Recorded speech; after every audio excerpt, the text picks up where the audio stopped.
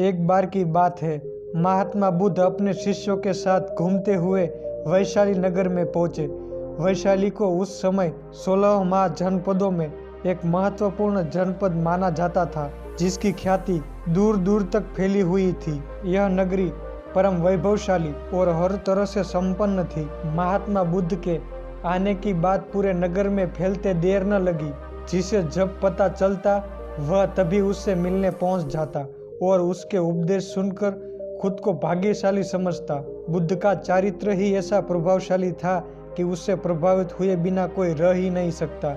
उस नगर की गणिका और राजनर्तकी आम्रपाली भी बुद्ध से मिलने की उत्सुक हुई थी। वह खुद महात्मा बुद्ध के पास चलकर आई और उन्हें अपने घर भोजन के लिए आमंत्रित किया।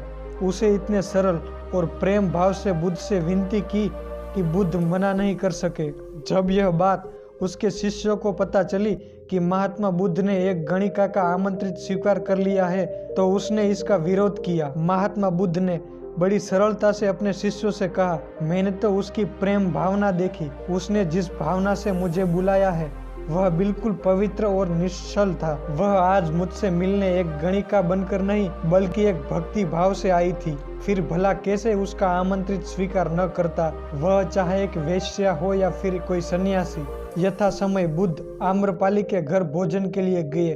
वह पहले से ही भोजन की सारी व्यवस्था करने भगवान बुद्ध के आने की राह देख रही थी। मन में यह विचार भी आ रहा था कि कहीं बुद्ध अपनी बात से मुकर न जाए। इतने बड़े सन्यासी भला क्यों एक वेश्या को बुलाने पर उसके घर आकर भोजन करेंगे।